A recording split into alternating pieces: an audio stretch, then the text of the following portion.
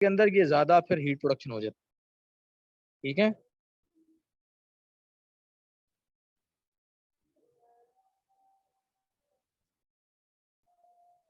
अच्छा जी, अब जरा यहाँ पे आ जाए शिवरिंग के अंदर। शिवरिंग का क्या केस है? ठीक है, हाइपोथैलेमिक स्टिमुलेशन ऑफ शिवरिंग। तो इसके लिए वो ये कहता है कि located in dorsomedial portion of posterior hypothalamus, ठीक है ना, near the wall of third ventricle in area called primary motor centre for shivering. ठीक है ना, आपका उसका नाम क्या है? Posterior hypothalamus. आपने जो लाइन याद रखनी है वो ये कि पोस्टीरियर हाइपोथैलेमस के अंदर एक एरिया होता है जिसको क्या कहते हैं? Primary motor centre. मुझे पता नहीं मैंने इसको अंडरलाइन क्यों, हाईलाइट क्यों नहीं किया। आप लोगों ने वेंट्रिकल सेंट्रिकल ना याद करो, ना डॉर्सोमीडियल की जरूरत है। बस आप लोग इतना ये पता हो कि आपके पोस्टीरियर हाइपोथैलेमस के अंदर क्या है? प्राइमरी मोटर सेंटर है शिवरिंग के लिए। ठीक है, this area is normally inhibited by the signals from the heat centre in the anterior hypothalamic preoptic area। ठीक है, ये जो है ना, ये आमतौर पर क्या रहता है? इनहिबिट रहता है, but is excited by cold signals from the skin and spinal cord. Spinal cord और स्किन वगैरह से जब सिग्नल आते हैं तो तब ये जो है ना, हमने पढ़ा ना कि इधर आगे सिग्नल इंटीग्रेट होते हैं, पढ़ा था ना आपने यहाँ पे। तो वो यही बता रहा है कि जब, ठीक है ना, कि जब तक तो उसका नाम क्या है, वो हीट के सिग्नल आते रहते हैं। कहाँ से हीट के सिग्नल कहाँ से आते थे? एंटीरियर प्री ऑप्टिक से आते थे।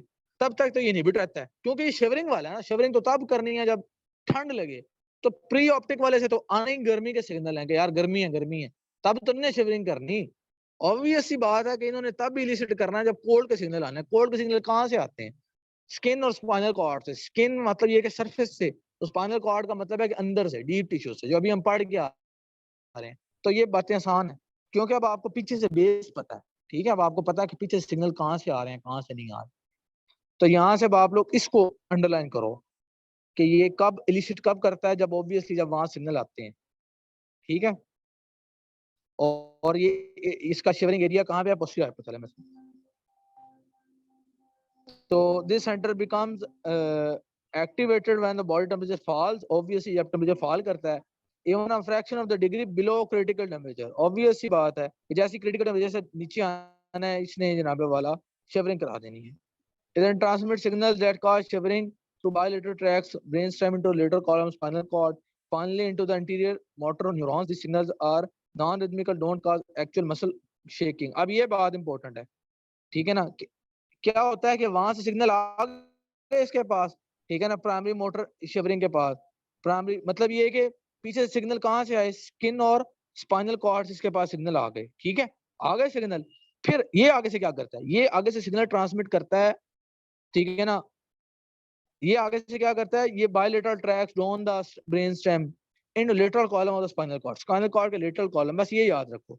ये ट्रैक ट्रूक ये सब ये आपके काम की बातें ही नहीं है, सारी सेकेंडरी न्यूरो। बस आप लोग इतना याद रखो कि इसने स्पाइनल कॉर्ड के अंदर, फिर इसने आगे से क्या करना है? पोस्टीरियर हाइपोथैलेमस से आगे से स्पाइनल कॉर्ड के लेटरल कॉलम। बस आप स्पाइनल कॉर्ड भी याद रख लो, बहुत है। आगे से फिर इसने आगे से क्या करना है? पीछे से इसको सिग्नल कहाँ से आए? स्किन और स्पाइनल कॉर्ड से इसको सिग्नल आए कि यार वो ठंड बहुत बनी हुई है। इसने आगे से क्या किया? इसने फिर आगे से सिग्नल भेजे स्पाइनल कॉर्ड में, और ठीक है ना, finally into anterior motor neurons को। एंटीरियर मोटर न्यूरॉन, तो आपको एंटीरियर मोटर न्यूरॉन्स का पता है? ऑब्वियस बात है, आपको पता है यार, कि नहीं पता? एंटीरियर मोटर न्यूरॉन्स में कितनी दफा पढ़ाया हुआ है कि आप उधर से फिर आगे सिग्नल मसल तक गए होते हैं, उधर से फिर आगे सारा वो एक्सॉन सारे मसल तक गए होते हैं। तो अब इसने सिग्नल कहाँ पे भेजे? एंटीरियर मोटर न्यूरॉन्स तक आ गए हैं। देख रहे हो कि इसके सिग्नल स्पाइनल कॉर्ड से आते थे, एंटीरियर मोटर न्यूरॉन्स तक आ गए हैं। ठीक है, अब ये जो सिग्नल्स हैं ये नॉन रिदमिकल हैं, don't cause actual muscle shaking. उन्होंने इन सिग्नल्स से एक्चुअल मसल शेकिंग नहीं करनी। ठीक है, मतलब इसने कोई शेकिंग के सिग्नल नहीं भेजे। Instead they increase the tone of the skeletal muscle through out the body by facilitating the activity of anterior motor neurons. जो एंटीरियर मोटर न्यूरॉन्स की जो अपनी एक्टिविटी है ना, ठीक, उसको फैसिलिटेट करते हैं। ठीक है, किस तरह से? Tone of the skeletal muscle को बढ़ा के। बस ये बात याद रखनी है आपने कि tone of the skeletal muscle को बढ़ाते हैं, ये खुद शेकिंग नहीं कराते। इन्होंने कोई सिग्नल नहीं भेज दिया कि जाओ जाओ मसल को शेक करना शुरू कर दे, शिवरिंग शुरू कर दे। बल्कि जो काम एंटीरियर मोटर न्यूरॉन्स का है ना, क्योंकि शिवरिंग काम किसका है बताओ? मसल की मूवमेंट किसका काम है? एंटीरियर मोटर न्यूरॉन्स का काम है ना। कितनी दफा मैंने पढ़ाया कि मोटर न्यूरॉन्स सेल वो जो मोटर एंड प्लेट और वो सारी मोटर यूनिट वाली बातें सारी पता है ना कि मेनली वो काम किसका, इंटीरियर मोटर न्यूरॉन्स का।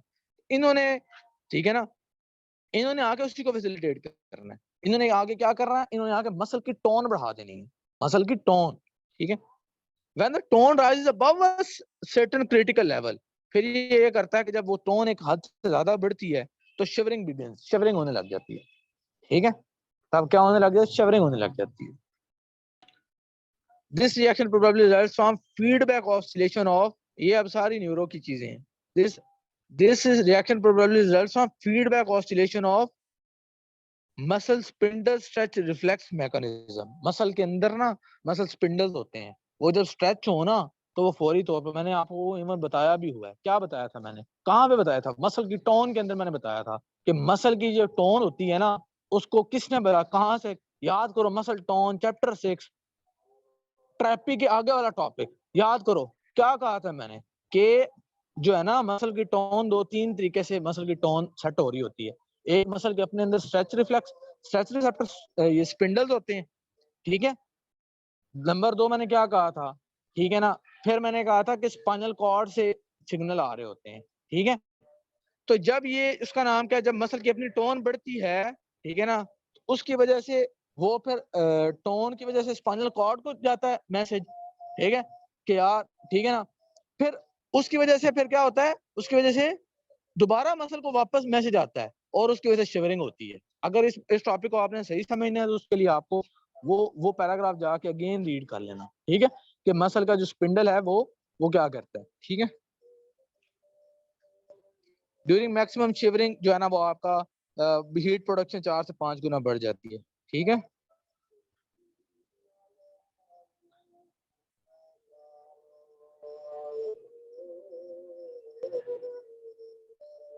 ये अब आप लोगों को क्लियर हो गया, समझ लग गया कि शिवरिंग का सेंटर है पोस्टीरियर हाइपोथैलेमस में, फिर उसका नाम क्या, और फिर मजीद क्या कि ये उसका नाम क्या है, इसको इसको सिग्नल कहाँ से आते हैं, कोल्ड के सिग्नल्स आते हैं स्किन और स्पाइनल कॉर्ड से। फिर ये अपने सिग्नल कहाँ पे भेजता है, स्पाइनल कॉर्ड के इंटीरियर मोटर न्यूरॉन्स को। फिर इसने करना क्या होता है, फिर इसने एक्चुअल मसल शेकिंग नहीं करनी होती, इसने स्केलेटल मसल की टोन बढ़ानी होती है, ठीक है।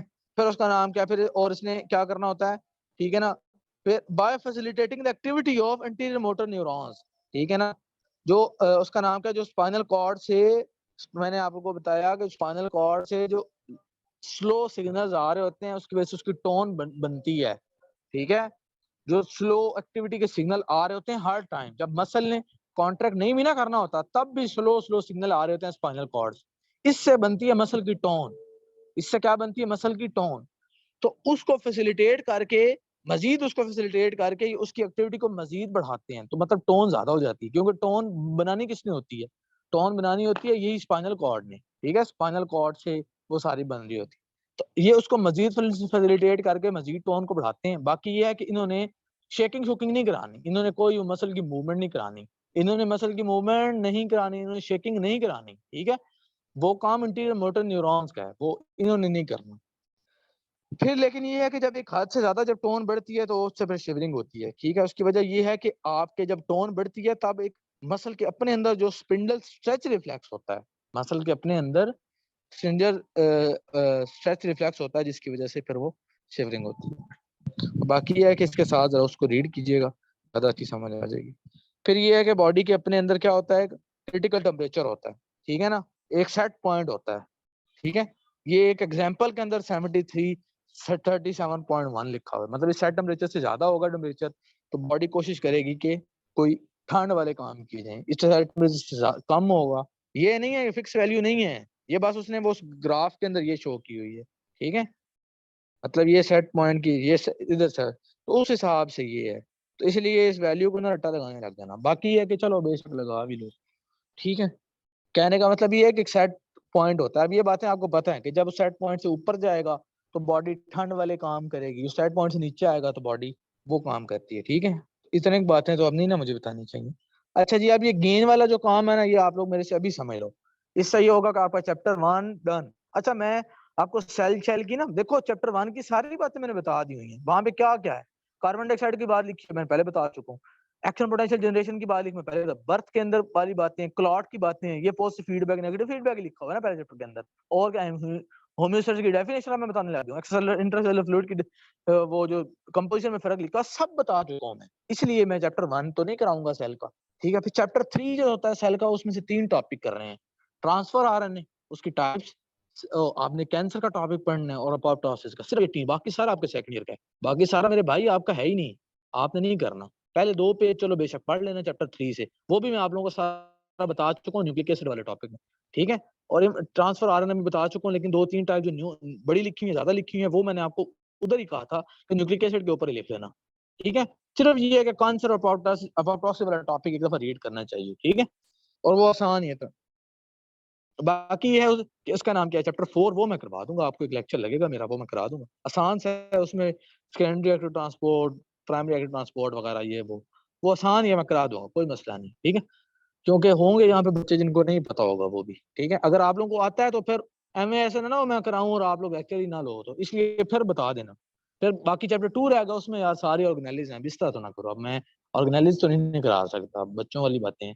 लेकिन बाल किसी में अगर किसी को पॉइंट में कोई मसला आ रहा है, वहां पे आप लोग मेरे से पूछ लेना कि सर ये पॉइंट, ये बाकी मैं मार्किंग कर दूंगा। मार्किंग का भी सबसे बेस्ट तरीका ये है कि आप पास पेपर के क्वेश्चन उठाया करो, और आप लोगों में से किसी बंदे के पास मेडिकल लोग के पास पेपर ही नहीं है, पता नहीं कौन सी दुनिया के सीनियर्स के पास आप लोग जाते हो, ठीक है ना मेरे भाई। सिर्फ मार्केट में एक पास पेपर की बुक है, वो है मेडिकल हो, बाकी सारी फाड़ के फेंक दो। आमना इनायत 2 नंबर, वो फर्स्ट एड 2 नंबर फेंक दो।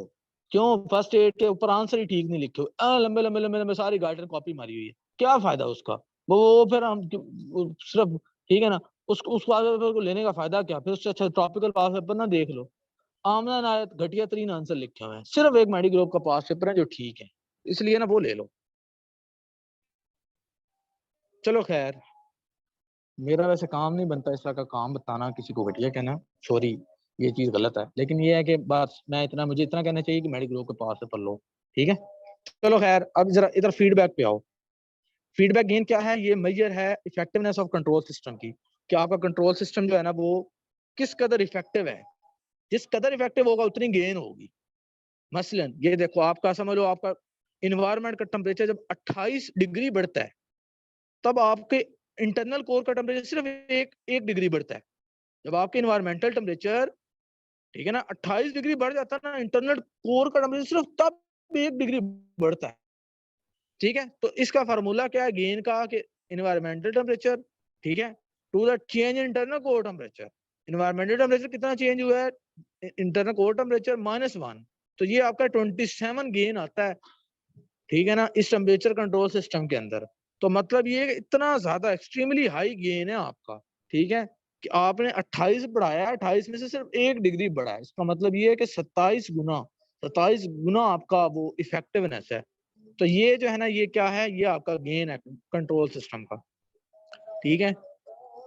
तो जितना ज्यादा गेन होगा उतनी ज्यादा आपका कंट्रोल सिस्टम उतना ज्यादा इफेक्टिव है, ठीक है। आपका कंट्रोल सिस्टम जो होता है वो कभी भी 100% इफेक्टिव नहीं होता, लेकिन ये है कि कितना ज्यादा इफेक्टिव है वो आपकी, उतना ज्यादा आपका गेन होता है। और बैरोरिसेप्टर आर्टेरियल प्रेशर सिस्टम जो है वो कितना होता है, इसका गेन कितना होता है? <2, ये उधर फर्स्ट चैप्टर में लिखा हुआ है, बैरोरिसेप्टर आर्टेरियल प्रेशर सिस्टम ये क्या होता है, ठीक है। बस आप लोगों ने यहाँ से 27 की वैल्यू याद रखनी है, बस, और कुछ भी नहीं है, बाकी तो मैं कहानी डाली उसने। अच्छा जी, अब जो है ना, अब आगे जो कहानी है उसको सुने जरा।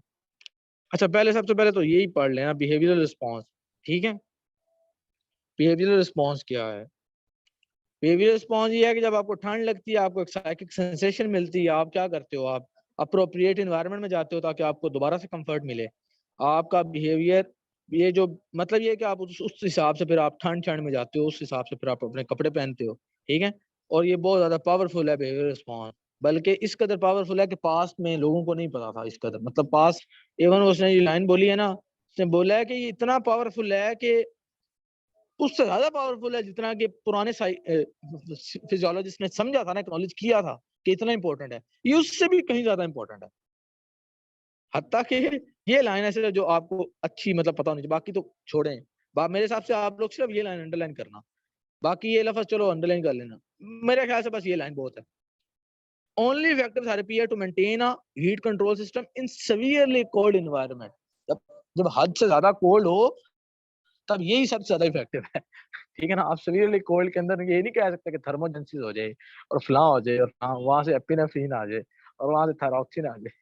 ठीक है, तब आपने अपने कपड़े शपड़े अपना अपना बंदोबस्त खुद करना है, अपना आपने हीट शीट, ठीक है, तब आपने वो उस तरह के कपड़े पहनने हैं जिनके अंदर गोल्ड क्लियर हो। ठीक है, समझ आ गई बात, ताकि आपका अच्छा इंसुलेटर जोन बने।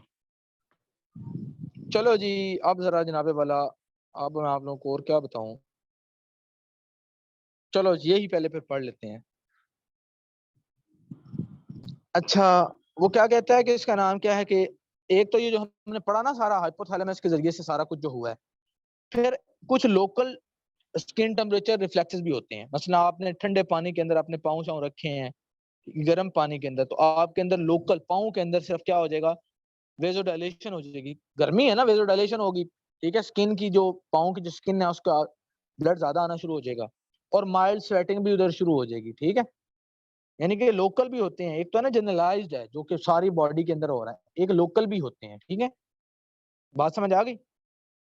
तो मतलब वही, अगर आप ठंड में ठंडे पानी में पाँव रखते हो तो उल्टा होगा। These reactions are caused by local effects of temperature directly on the blood vessels। अब ये इफेक्ट होते कैसे हैं, एक तो ये कि टेम्परेचर का direct effect on blood vessel.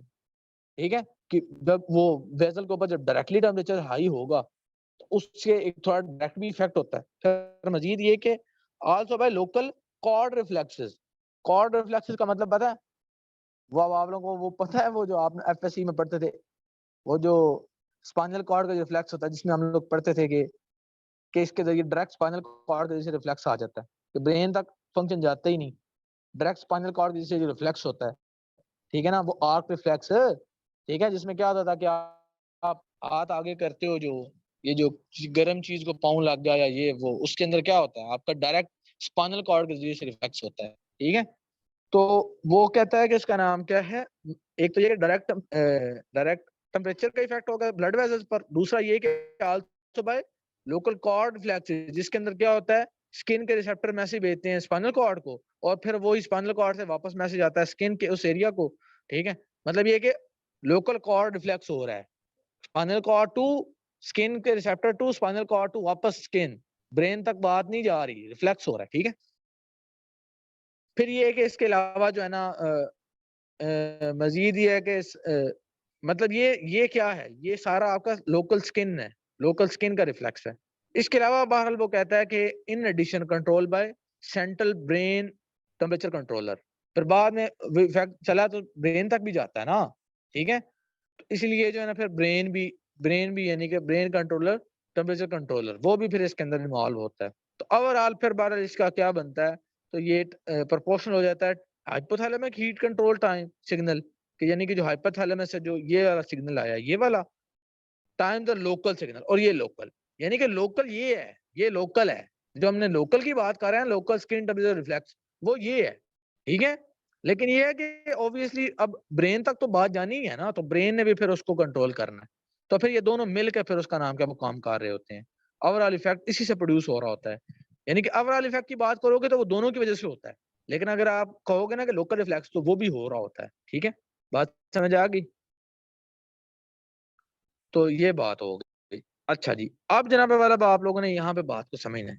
ठीक है, कि ये उसने बात की क्यों है, यानी कि उसने यार सिर्फ इस पैराग्राफ का पता क्या मतलब है, इस पैराग्राफ का सिर्फ एक मतलब है कि वो बताना ये चाह रहा है कि आपका सिर्फ ये सेंट्रल वाला ही नहीं होता। ठीक है, आपके लोकल रिफ्लेक्स भी होते हैं, उसका सिर्फ बताने का ये मतलब है, क्योंकि अभी तक तो उसने सिर्फ वही बात की है, लोकल वाली को बात नहीं की, यहाँ पे सिर्फ उसने लोकल वाली बात भी की कि लोकल सीन भी है। ठीक है, वो तो ठीक है, ऊपर से ऑर्डर आ रहा है, लेकिन ओवरऑल इफेक्ट मिला के ही हो रहा होता है। ठीक है, और लोकल भी और ऊपर से भी जो ऑर्डर आ रहे होते हैं। लेकिन अब बात ये है कि जो ऊपर से ऑर्डर आ रहा होता है ना, ठीक है, अब ये उसने यानी कि यहाँ पे बात कर ली। अब जरा यहाँ पे आप समझ लो, आप स्पाइनल कॉर्ड को कट कर देते हो, आपने जनाब वाला स्पाइनल कॉर्ड को कट कर दिया। अब आप लोगों को पता है, ठीक है, कि सिग्नल कैसे आ रहे होते हैं, सिग्नल तो जनाबे वाला आपने स्पाइनल कॉर्ड को ऊपर से डिस्कनेक्ट कर दिया है, आपको पता है ना, आपके उसका नाम ऊपर से ही स्पाइनल कॉर्ड आ रही होती है, स्पाइनल कॉर्ड और ब्रेन है ना, ब्रेन स्टेम, फिर उसके बाद करते कराते वहीं से फिर आगे स्पाइनल कॉर्ड ऐसे आ रही होती है। ठीक है, वो स्ट्रक्चर पता है ना वो आपको एफएससी का, नहीं भी पता तो कोई मसला नहीं, छोड़ दो। बस फिर इतना समझो ब्रेन है, ब्रेन स्टेम, फिर ठीक है, फिर करते कराते वो सारा जो नीचे आ रहा है स्पाइनल कॉर्ड पे नीचे कंटिन्यूएशन है उसी की, वही नीचे। अगर आप उधर से स्पाइनल कॉर्ड को कट कर देते हो तो ऊपर से सिग्नल स्पाइनल कॉर्ड में क्या आने, और वो जो अभी तक हमने सारा पढ़ा है, इसका मतलब है हाइपोथैलेमस से तो सिग्नल आ ही को नहीं सकता। हाइपोथैलेमस से तो काम कुछ हाइपोथैलेमस का नॉट कंट्रोल इस केस में, क्यों भाई ऊपर से आपने उसको वैसे ही डिस्कनेक्ट कर दिया ना, ये हाइपोथैलेमस है, ये सारा ऐसे नीचे करते कराते नीचे स्पाइनल कॉर्ड आ रहा है, आपने यहाँ से समझ लो आपने कट कर दिया, मतलब आपने दोनों का दरमियान में राब्ता ही खत्म कर दिया है, ठीक है। तो अब क्या होगा, वो उसको कंट्रोल नहीं कर सकता हाइपोथैलेमस, ठीक है, बात समझ आ गई। तो इस केस में क्या होगा, इस केस में सिर्फ लोकल रिफ्लेक्सेस ही होंगे, वो ही जनाबे वाला फिर करेंगे जो करेंगे, लोकल रिफ्लेक्सेस ही होंगे, बात समझ आई। अब सिर्फ लोकल रिफ्लेक्सेस ही होंगे और वो बहुत वीक होते हैं, ठीक है। अब जनाबे वाला ऊपर ब्रेन से हाइपोथैलेमस से सिग्नल नहीं आना इस केस में। अब ये बात आपको समझ आ गई कि इस केस में सिर्फ, ठीक है ना, इस केस में ऊपर से हाइपोथैलेमस से सिग्नल नहीं आ सकता, ब्रेन से सिग्नल नहीं आना, आपने वैसे ही स्पाइनल कॉर्ड को कट कर दिया वहां से। तो उस केस में ये है कि हाइपोथैलेमस से जो सिग्नल आने थे ना, ठीक है, तो वो नहीं आ पाएंगे। चलो जी, अब इस केस में क्या होगा, अब ये बंदा अपने साइकिक रिस्पॉन्स को ही देखेगा और अपने बिहेवियर के जरिए से अपना हीट शीट का निजाम लगाएगा, ऊपर से हाइपोथैलेमस से सिग्नल को नहीं आना, ठीक है, बात समझ आई। अब ये सारी न्यूरो की बातें हैं, ठीक है। इवन जो ये आपके सारे सिंपैथेटिक अब कुछ भी नहीं होना, वो उस बंदे को कोई नहीं जाने ही नहीं है उस तरह का कोई भी सिग्नल, ठीक है। अब वो सिंपैथेटिक इनर्वेशन भी नहीं जानी उसको, ठीक है। अब उस बंदे ने बस अपना ये बिहेवियरल रिस्पॉन्स के जरिए ही अपना बचाव करना है, अपनी क्लॉथिंग श्लॉथिंग करके अपना वार्म एनवायरनमेंट या कोल्ड एनवायरनमेंट जो भी मतलब सूरत हाल है, अब वो इसने अपना बचाव इसी तरह से करना है। आ गई बात की समझ, ठीक है। कि अब सिंपैथेटिक इनर्वेशन भाई अब वो कुछ भी नहीं होना, क्योंकि सिंपैथेटिक इनर्वेशन कहाँ से आ रही होती है, वो ब्रेन से ही आ रही होती है ना, स्पाइनल कॉर्ड को आ रही होती है, स्पाइनल कॉर्ड आगे से वही फाइबर आगे सिंपैथेटिक गैंग्लिया को भेज रहा होता है, ठीक है, ठीक है ना। तो इसलिए जो है ना, बस आपने इतना याद रखना है कि अब इस केस में हाइपोथैलेमस कुछ नहीं कर सकता, ठीक है।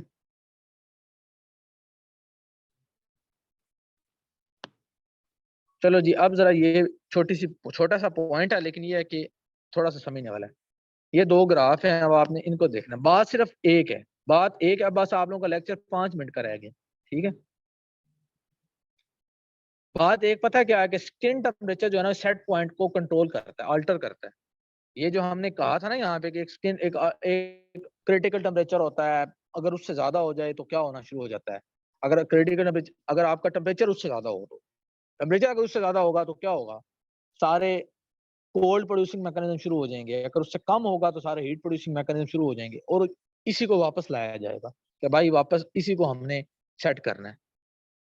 तो अब होता क्या है कि आपका आपका को ये सेट पॉइंट ही अल्टर कर लिया जाता है, समझ आई बात की, कि ये सेट पॉइंट ही अल्टर कर लिया जाता है। यार बात वही है, आसान सी बात है, आप लोग अपने एसी को ही पकड़ के 16 पे नहीं ले आते, चेंज खुद ही नहीं कर लेते, तो यही यहाँ पे भी हो रहा है।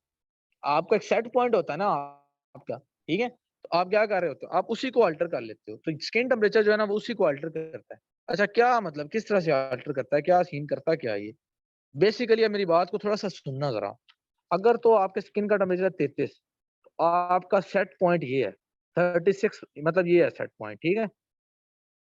तो 36.7 है, ठीक है, ठीक है, मतलब ये है कि स्किन टेम्परेचर इतना है, तो इस टेम्परेचर पर क्या होगा, ये आपका सेट पॉइंट है। मतलब अगर आप इससे आगे टेम्परेचर पे जाओगे, इससे मतलब इससे ज्यादा टेम्परेचर पे जाओगे, तो फिर आपका heat producing mechanism, set point का ये मतलब है।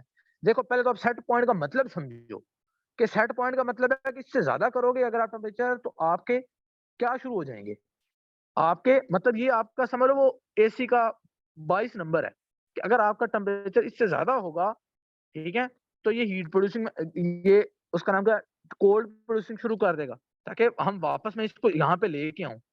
अगर आपका टेम्परेचर ज्यादा होगा बाहर इन्वायरमेंट में, तो ये ठीक है, तो ये इधर लाना शुरू कर देगा। अगर इधर जाओगे आप, मैंने कहा इसको वापस लेके आना है हमने, ये होता है आपका को सेट टेम्परेचर, ठीक है।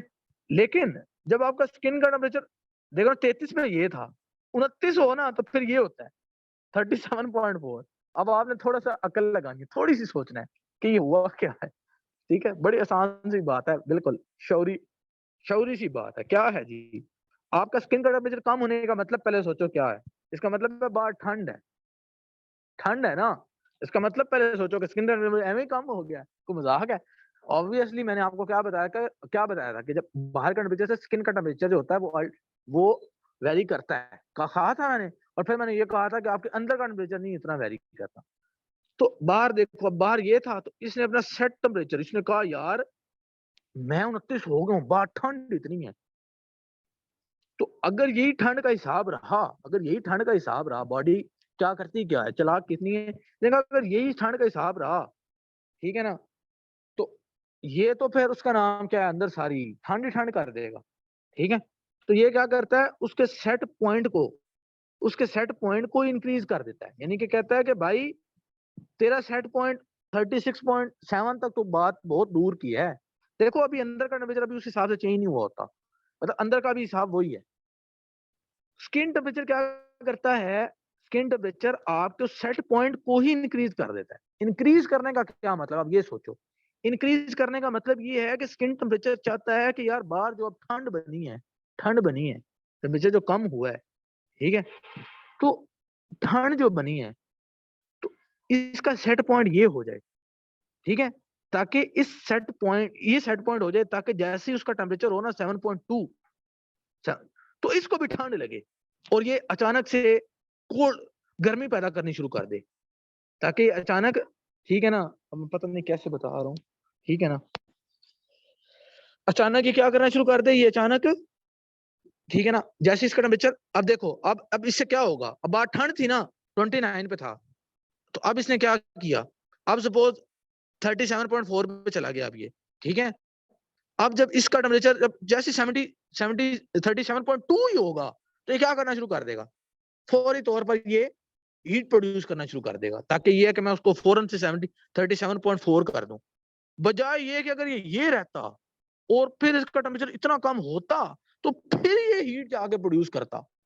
तो अच्छा नहीं है कि उसने चुप करके वैसे ही उसने सेट पॉइंट ही बढ़ा लिया, ताकि जैसे इसका टेम्परेचर इतना ही हो, ठीक है, तो ये फौरी तौर पर ये काम कर दे। अब ये बात थोड़ी अकल के मुताबिक आपको समझ आई है कि ये हुआ क्या है, ठीक है।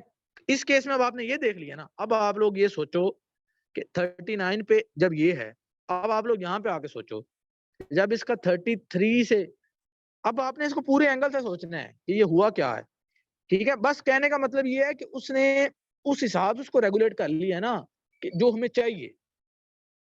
चाहिए, ठीक है ना।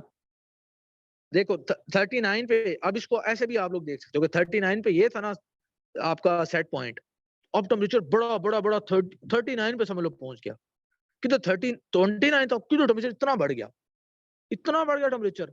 अब ये क्या करता है, अब ये कहता है, अब इसने अपना ये भी, ठीक है, अब इसको मतलब गर्मी बहुत ज्यादा हो गई है, लेकिन अभी अंदर का टेम्परेचर अभी इतना नहीं बदला। अब इसका मतलब है गर्मी बहुत हो गई है, अब आप चाहते हो कि स्वेटिंग हो जाए, ठीक है, 39 की तो 39 10 गुना बढ़ गया, ठीक है। तो ये स्किन टेम्परेचर डिटेक्ट करता है कि यार बहुत ज्यादा हो गई है, ये इसने ना बहुत हीट कर देनी अंदर, तो ऐसा ना हो कि अंदर का टेम्परेचर खराब ना हो जाए यार, अंदर अंदर अगर इतनी हीट अब अंदर ना चली जाए, तो ऐसे करता हूँ कि ना सेट पॉइंट ही चेंज कर देता हूँ। कैसे सेट पॉइंट चेंज कर देता हूँ, एसी का नंबर जो 37 पे उसको 36 कर देता हूँ, एसी का नंबर थोड़ा कम कर देता हूँ। उससे क्या होगा, उससे ये होगा कि जैसे ही इसकी 36.8 होगा, तो ये फौरन स्वेटिंग शुरू कर देगा, ताकि 36.6 कर दे, ताकि अपने आप को वापस उधर ले आए। बजाय ये कि 37.4 हो और 37.8 जाए या 6 जाए, तो फिर वो स्वेटिंग करे। तो अच्छा नहीं है कि हम इसको पकड़ के सेट पॉइंट ही चेंज कर दें। एसी का कंट्रोल ही हम चुप करके, यार हमें कोई, हम हमारे क्या मतलब, हमारे हाथ में एसी का कंट्रोल नहीं, हम चुप करके एसी का नंबर ही कम कर लेते हैं। तो सिर्फ इतनी सी बात है, बात बड़ी छोटी सी है, लेकिन मुझे उम्मीद है समझ आ गई है। तो इसलिए अब आप लोगों ने आइंदा जो है ना इसको रीड भी नहीं करना, ठीक है, बस चुप करके जो है ना, जितना मैंने बता दिया उतना ही जरूरी है। तो बात समझ आ गई, यहाँ से ये लाइन बस इंपॉर्टेंट है बस, बाकी ये में कहानी है जो मैंने आपको सुना दी है, कि skin temperature already actually anticipate कर लेता है a fall in internal body temperature and prevents it, मतलब वो एंटिसिपेट कर लेता है कि यार मेरा तो अब जो है ना, ठीक है, बात समझ आ गई कि बाहर मेरा टेम्परेचर चेंज हो गया, मतलब बाहर इस सूरत में आप इसको इस तरह से याद रखो, ये उसने बेसिकली स्वेटिंग के हिसाब से बताया ना, तो इसलिए इसको इस हिसाब से याद रखो कि टेम्परेचर बड़ा है, इस तरह लेके जाओ ग्राफ को। मतलब मैंने शुरू में इसको इस तरह से रीड किया है ना, उससे बेहतर ये है कि क्योंकि बेसिकली उसने लिखा स्वेटिंग के लिए हुआ है, तो बेसिक अच्छा ये है कि आप इसको इस हिसाब से रीड करो कि टेम्परेचर इसमें बड़ा है, ऐसे लेके जाओ इसको कि पहले इतना था तो इतना था, अब इधर लेके गए हैं क्योंकि गर्मी ज्यादा हो गई है, गर्मी ज्यादा हो गई है तो हमने अपने एसी का नंबर कम कर लिया। बस ये एक फिक्रा यहाँ पे लिख लो कि गर्मी ज्यादा हो गई है तो आपका टेम्परेचर ज्यादा हो गया है, हमने एसी का नंबर कम कर लिया, 20 पे था हमने चुप कर 16 कर लिया, हमने कहा यार मौज करने दो। ये उल्ट कहाँ पे होगा, तो मतलब हमने एंटिसिपेट किया कि यार ये बॉडी का टेम्परेचर फॉल ना करते या चेंज ना करते, ठीक है। यही काम अब उल्टा यहाँ पे है। इस केस में क्या हो रहा है, इस केस में अब क्योंकि हम शिवरिंग की तरफ जाना है ना हमने, तो अब हम इसका मतलब टेम्परेचर कम की तरफ लेके जाते हैं, ऐसे लेके जाएंगे। उसने उसने जैसे भी लिखा हो, हम अब शिवरिंग की तरफ लेके जाना है, इसका मतलब है हमने कम टेम्परेचर के लिए लेके जाना है, ठीक है।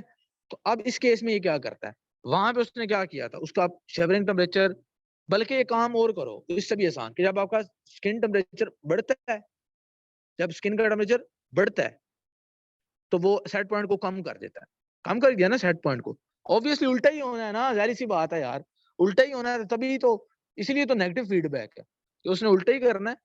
यहाँ पे अब क्या हुआ है, यहाँ पे अब आप अगर सपोज आप स्किन के टेम्परेचर को ऐसे कम करते हो, ऐसे ऐसे लेके जाते हो, क्योंकि शिवरिंग है ना, तो शिवरिंग तो आप कम टेम्परेचर पे लेके जाओगे, इस तरफ अगर आप लेके जाते हो यानी कि आप स्किन का टेम्परेचर कम कर रहे हो, तो आप सेट पॉइंट को इंक्रीज कर देते हो।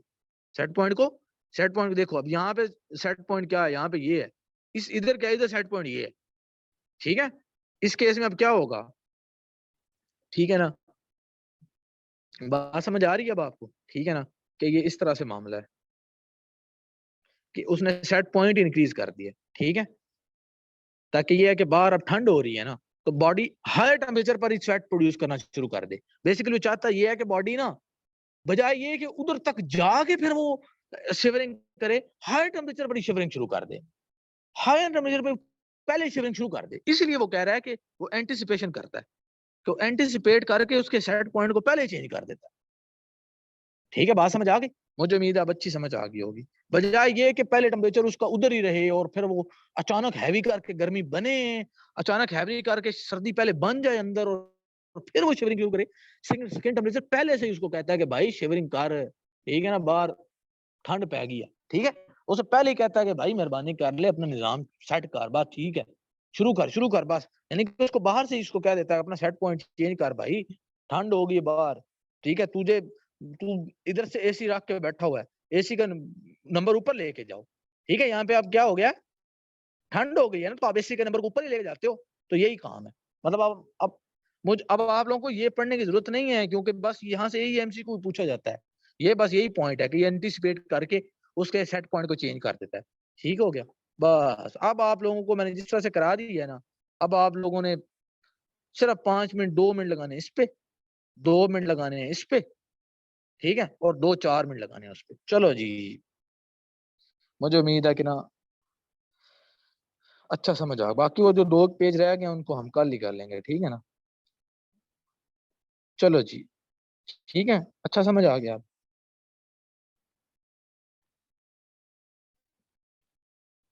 कराने को ये बहुत तेज करा के मैं मुकम्मल कर सकता था, लेकिन फायदा नहीं है, फायदा उसी चीज का जो हम